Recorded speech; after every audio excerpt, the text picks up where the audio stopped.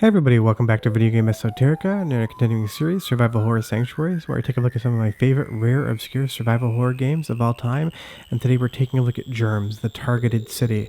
Now I will say right off the bat, this is one of the weirdest games I have ever encountered, but it is so fear-inducing just based upon how the world is set up. And you'll see here right at the beginning, we get a computer, everything's in Japanese, you're never going to be able to understand what's going on, but that's not where the charm in this game lies. But before we get too far involved though, do me a huge favor, go down below, hit like, subscribe, and that notification bell definitely helps us out. And if you feel so inclined and want to support the channel, we got a Patreon link in the description below as well. But what is it about Germs that made me want to put it in this series? It's that it is so weird and unique. It is unlike anything I've ever played before. You can see it all takes place in first person, and it's a very disconcerting game because the graphics for their time and era some ways feel relatively realistic, and some of the characters have digitized photographs for their faces, and it just makes it look and feel so unnatural as to become creepy. But as you get further out into the game and into the open world, things change entirely and start feeling weird and suspenseful for an entirely different reason. You get these very strange loading transitions, and now we're out into the world of Germs, and everything is black and white. There's very little texture work on the buildings, there's very little shading going on, but this world feels both large and oppressive at the same time. It's hard to put your finger on what it is about this game that feels so horror-inducing. It may be the environments, it may be the characters, it may be everything. But you'll see here as I walk across the street into this building, we go talk to the receptionist here. Just take a look at her face. That is not the type of thing I want to ever encounter. It is a photograph that's put on top of the model, and while it looks realistic enough to be a human being, the fact that the expression never changes and it never evolves just makes this world feel like something's very wrong in it. And of course, being a game entirely in Japanese, it's going to be extremely hard to understand the story, and there are no walkthroughs about this game online. You're not going to be able to get any help playing it. But this is the type of game that you don't play to try to beat it. You play to experience what people were doing in the PlayStation 1 era when it came to technology and horror gaming elements. Because Germs is wholly unique as far as the PlayStation 1 is concerned. The closest game I can compare it to would be LSD Dream Simulator, and that is a much wilder game, but it didn't quite make the survival horror criteria for this series, so we're talking about Germs. But you'll see here we're going to walk into the New Delhi Diner, and what we find inside is weird and disconcerting in a completely different way, because now the inhabitants of town don't have faces whatsoever, and their polygon counts on their models are quite reduced. I don't know if this was just a resource issue. It feels very intentional. I get a lot of Twin Peaks vibes from this game, and you'll see here this man with the Abe Lincoln beard, again, no face. And that's the question, is what in the hell is going on in this city?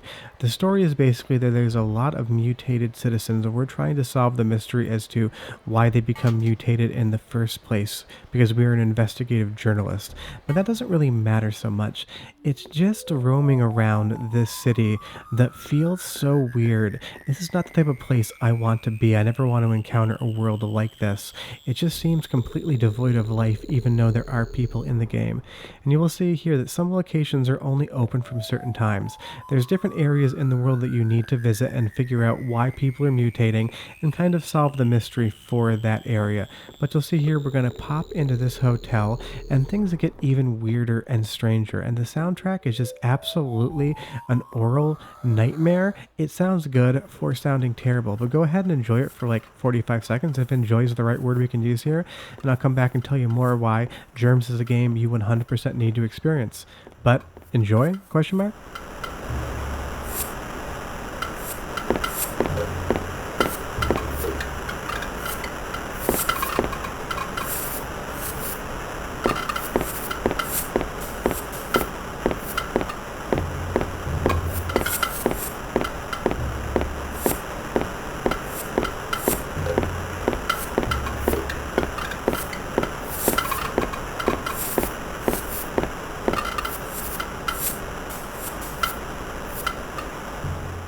That is one hell of a disconcerting soundtrack, and speaking of disconcerting, our receptionist there again has no face. If you're listening on headphones, it's probably easier to tell, but the entire left channel is nothing but this ethereal static, and the right channel has that ticking, along with the rhythmic footsteps of our unnamed protagonist. It's very intriguing music, and it's definitely intentional. It is neither good nor bad, but it is hyper appropriate for how weird and strange this game really is. And like I said earlier, this isn't a good game, this isn't a bad game. Calling it a game in and of itself is in some ways difficult, and I'm not even showing you the horror mutation elements of this. What I really want to talk about is just how anxiety inducing this world really is, because it's a fully realized world except it's on the PlayStation 1, and as far as how that game engine works, it's at a full frame rate. It's actually an impressive piece of technology for what is going on here. Even that water effect, even if it is checkered, looks pretty decent. But the world of Germs is strange, and the most intriguing thing about it is wanting to know what in the hell is actually happening, because I can't read Japanese, I can only infer.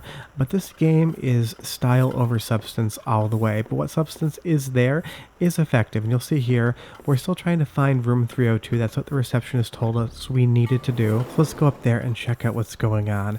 And even though this game is entirely in Japanese, just wandering around through the world, going into different buildings and trying to solve the mysteries of what's happening in them is relatively easy, even if you don't speak the language. But now that we're up on this floor here, it's the same soundtrack, and it just starts to get to you, and I think the sound designers must have known that, because this is the type of game that the more you listen to it, the more uncomfortable you become. It kind of worms its way into your brain, and you just want it to stop, but at the same time, it's just catchy enough that you may end up humming it later. So I can't commend the sound design highly enough. It is definitely strange, but it is very effective. So going into room 302 here, we're going to take a look around, and all the rooms seem to be pretty similar, although there are some locked rooms that you can get into later that have some different things in them. But we're trying to figure out what is it that we're supposed to be doing in this room. We walk over to the bed and we get a button prompt to hit circle, and I'm not really sure what happens, but that is the goal that we were trying to achieve. And that's how this game is basically built. We're looking for clues to solve the puzzle about what's happening in the world of Germs. And we have a fully featured bathroom with, I think, 2 tubs. Maybe they're just in the tubs. I mean, it is a Japanese game, so who knows? But yeah, trying to explain this game is like trying to explain physics to a rock. No matter how you try to do it, it's never going to understand. And even I'm still not 100% sure what in the hell Germs is really trying to do. But as far as being scared by it, being disturbed by the music, being disturbed by the faceless entities in this world, and just not having any idea what's going on whatsoever, I can't recommend it enough. It's a totally unique game that you should 100% play. Leave me a question or comment down below. Have you ever played Germs? My guess is no. I'll be back next Tuesday with an episode, and we'll see you next time. Bye-bye.